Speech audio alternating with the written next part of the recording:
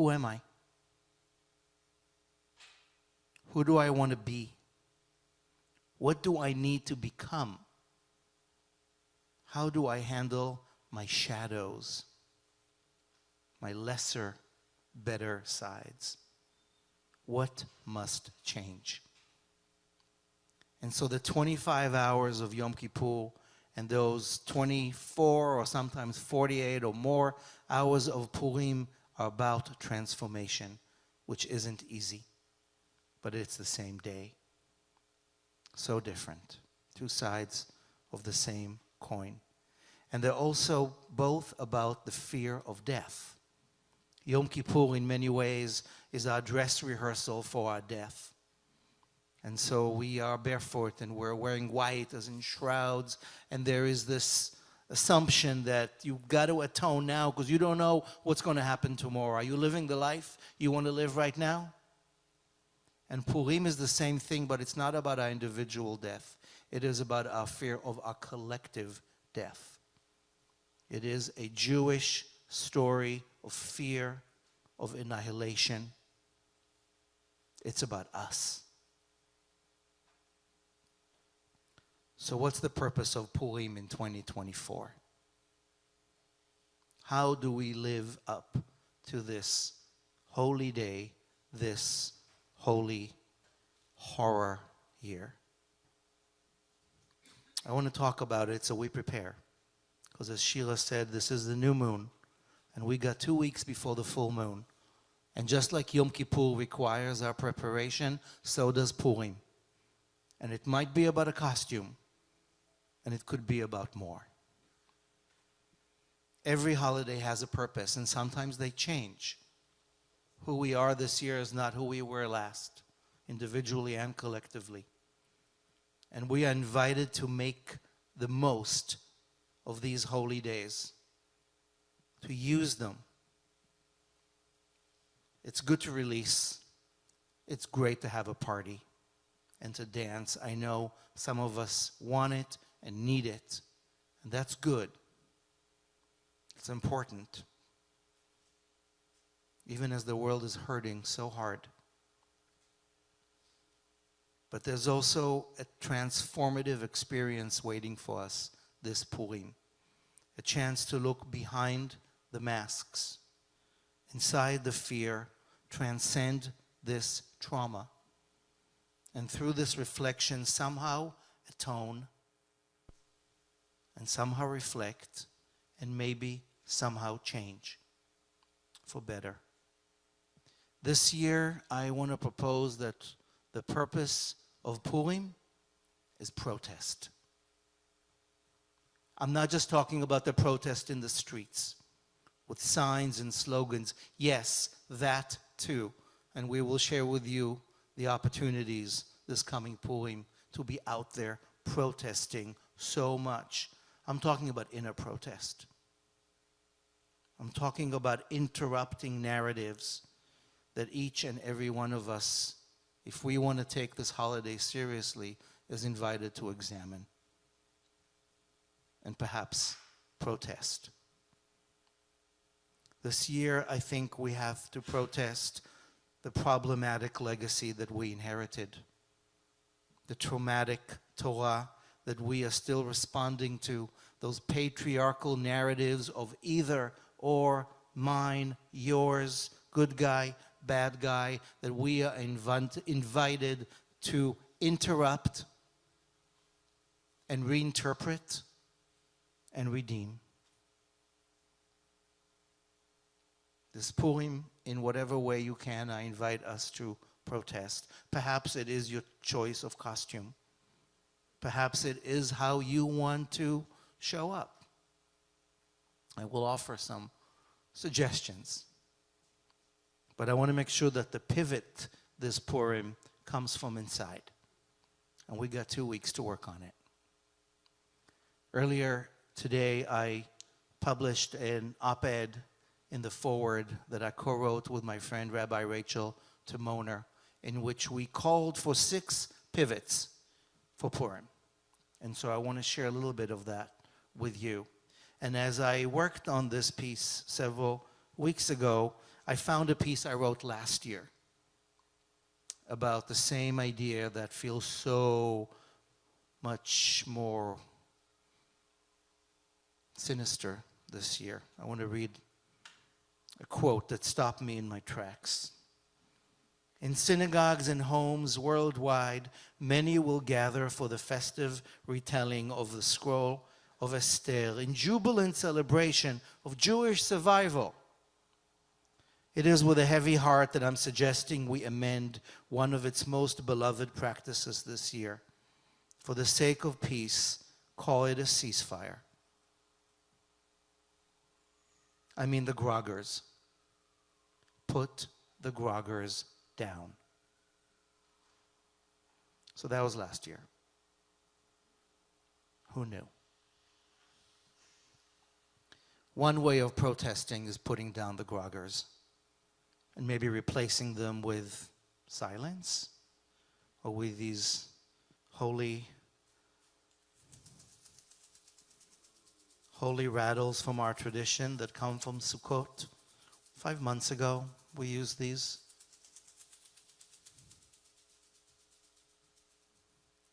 Purim 2024 is about facing the fact that we have some big questions to deal with as a people. Booing the other, which is what the grogger does, might be a great source of release, and I'm not knocking it. If you watched the State of the Union last night, there was a lot of booing. It is part of our ritual spectacle, for better or for worse. But the booing can become a boomerang. And do we want to keep booing the other, the bad guy, this Purim? What is the way of protesting the binary of good and evil, even when we know there is real evil, which there is? But how do we lean into a different narrative where we are not stuck in that? I want to take a moment about the basic story. I do not want to assume that everybody here knows the Purim story. Some of you were here, right here with us a few months ago, when I took a moment to talk about the Torah story of that week. It was Toldot. It was in November. And the story was about the birth of twins. We celebrated twins tonight. Those twins were Jacob and Esau, the first twins in our history. And the story was about their mother, Rebecca, who's got a belly full of twins, and she doesn't know what's happening because they're kicking in different directions. And one goes here and the other goes there, and she asks the biggest question. If they are running in different directions, who am I? How can I hold binaries? Am I able to contain a multiplicity of narratives? Im ken lama ze anochi. How can I hold both? The answer then was yes, we can, and yes, we must. So fast forward from that story in Genesis. Jacob and Esau would grow to become brothers without love for each other. They're fighting over land and love and inheritance. And fast forward to the scroll of Esther. Here's the scroll of Esther. Handwritten by a scribe. A story that made it into the Bible pretty late. There was a big debate whether it should make it into the canon or not. And we're going to leave it here on the table. I might show you one more thing from it or not. And when it's chanted on Purim, thank you, Shira, the story has Jacob and Esau meeting again, except their names right now is Mordechai and Haman. See, Haman is the great-great-great-great-grandson of Esau. And Mordechai is the great-great-grandson of Jacob. And those two brothers, those two twins are meeting again. When the Persian Empire, this is mystery or myth, probably not history, maybe based on something, but those two are meeting again. And Haman wants to kill the Jews. It's a decree of genocide. And there's a queen. Her name is Esther. And she is a Jew. But she hides the Star of David inside her blouse. But she comes out to the king with courage, risking her life, and says, I am a Jew, Your Majesty, and there is a decree against my people, and everything flips. It's on the full moon of Adar when the decree against the Jews, supposed to be Haman is hanging on the gallows. He prepared for Mordechai. A happy end. Let's eat. Right? We survived. Except there is another chapter and a half in which the Jews under Esther and Mordechai, in self-defense perhaps, demand revenge and kill 75,000 Persians and hang Haman and his 10 kids. That is the big font in this Megillah. And it is Purim, let us celebrate. For 2,000 years, this story was a fantasy tale of power. My ancestors, I won't speak for yours, were persecuted and were minorities and were exiled, and they had golden ages and lousy ages, but they did not have power or weapons or authority. So once a year on Purim, they would fantasize, what if I was in charge? And those others who taunted me, I'd get back. It's not unique to our tradition. There's Mardi Gras and Carnival. There is the fool who becomes the king. There is the upside down of springtime that is common to all traditions. You flip the narrative. But this became political. And for thousands of years it was a fantasy until it's not. My wake-up call was 1994, my early 20s. And I was living in Jerusalem, and I woke up to the news that Baruch Goldstein, an American Jewish settler, went into the cave of the patriarchs where Jacob is buried, and Isaac and Abraham and some of their wives, and with an M16 opened fire and shot 29 Muslims dead while praying and wounded hundreds. And he was killed, and his suicide note left a quote from the scroll of Esther that said, it is on us to complete the job and annihilate Haman's people, the people of Amalek. Amalek is the name of the people who in our tradition are the arch enemies of Israel, and they are worthy of annihilation. There is a commandment in our tradition that talks about religious genocide. Never executed, but now it was. There is a minister in the current government who celebrated Goldstein and had a photo of him on his wall. And on October 28th, before the IDF entered Gaza, Netanyahu, the Israeli prime minister, talked about Amalek in his speech and justified this war because of religious genocide.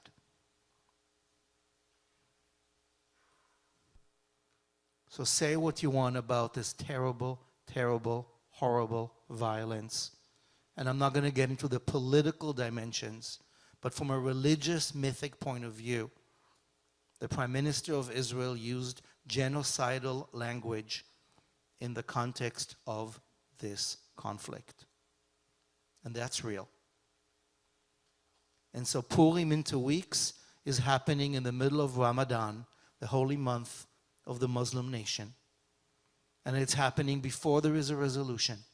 And we don't know where all this rage will go. But I am asking us to think how we approach this Purim in 2024, knowing that this is in the back.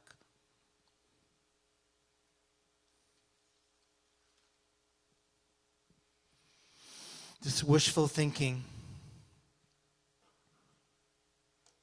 demands what Yom Kippur demands of us: reflection. honest looking in the mirror. What do we do with this piece of ourselves? How do we grow from this? How do we heal? Peter Beinart, in his book, The Crisis of Zionism, writes about Purim. And he says, we don't talk about Purim because we begin our stories with victimhood and we end them with survival. The shift from Jewish powerlessness to Jewish power has been so profound and in historical terms so rapid that it has outpaced the way many Jews think about themselves. But Purim 2024 is when we must face this skeleton in our closet, because it's no longer our closet and there are way too many people dead. So how do we face Purim 2024? I know I'm being a party pooper. Sorry. Here it is. Number one, we're going to read this scroll in synagogues near you, and Lab Shul is doing our own thing as a political satire of the story. Talk back to this text. If you're in a synagogue, don't use your grogger. Maybe use elulav, or be silent for a moment. This is not business as usual. Interrupt the script. Flip the narrative. Protest in ways that make sense for you. It's in the Bible, but we've got the right to talk back to our texts, and we must. The second big deal on Purim is not the Megillah, but the Seudah, a feast. Not a lot of people do it or take it seriously, but Purim is about sitting around the table and having table talk. It's like a 3-martini lunch. Remember those? No, you don't. Maybe some of us do. But it's having a daytime meal, perhaps with alcohol or whatever works for you. Edibles are legal these days. Talk about this. The mitzvah of Purim is to not know the difference between Mordechai or Haman. Who's the good guy? Who's the bad guy? Trump or Biden? Hamas or Israel? Wait, which side am I on? Who am I going to vote for? What do I believe in? It sometimes takes this blurring of the binaries to ask real questions about us and it and this. Take this feast seriously this year. Invite people you want to have this lunch or dinner with. Purim is on a weekend. Sit around the table. Go there. Have this conversation. Food, drink, talk. It's a sacred opportunity and a rehearsal for exactly 1 month later, Passover Seder. And we got you covered. We're going to announce our 4-part planning series for Passover so we can have difficult conversations around the table and elevate this ritual to a place of honesty and liberation and truth. The third mitzvah of Purim is matanot le'evyonim, philanthropy, generosity. Stop wasting money on crap and think of all those in the world who could use your dollars. There's a hunger right now in Gaza. There are people suffering in Israel. There are refugees in this city that need our help. Prioritize that weekend an enormous amount of generosity through your money or time. Reach out to the people you know and the people you love and donate however you can. With your time, your money, showing up. And finally, my favorite, Mishloach Manot. Mishloach Manot is exchanging goodie bags, food with each other. The Megillah says, Mishloach Manot ish lere'ehu. Based on what the Jews in Persia did is when they finally breathed with relief because they were released from the fear, they feasted and took care of each other. They fed each other. And so Mishloach Manot is thinking of who do you want to exchange food with. Ish lere'ehu. The word re'ah in Hebrew is from ve'ahavta lere'acha kamocha. Like love thy neighbor, thy friend, frenemy, other person. Who is it that you are going to go out of your way this year to build a bridge with, fix with? I don't know about you, but there are quite a few people with whom I've not been in good relationship since October 7th for a bunch of reasons. A bunch of them are going to get a fruit basket from me with a note. They might respond, they might not. I'm going to use this day to fix and build and repair and lean into love, because that too is part of the protest of Purim. So please, friends, this coming year, God, this Havaya knows where we're going to be. It's so volatile. We're going to be on Saturday night in Brooklyn. There'll be a few options. We'll be doing stuff with families. And on the days before, there'll be ways to protest and show up with Standing Together, a Palestinian-Israeli group that's working for peace throughout that weekend, both protesting and supporting, both coming together and interrupting the narrative so we can make this Purim, like Yom Kippurim, an opportunity for atonement, for reflection, perhaps for grief, and for sure for growth. Protest Purim. That is perhaps this year's Purim purpose, to change the story, to change history, so we can save our lives. Take a breath with me, please. Who knows? Perhaps we'll meet in 2 weeks and delight in each other's costumes. Shabbat Shalom. Shabbat Shalom.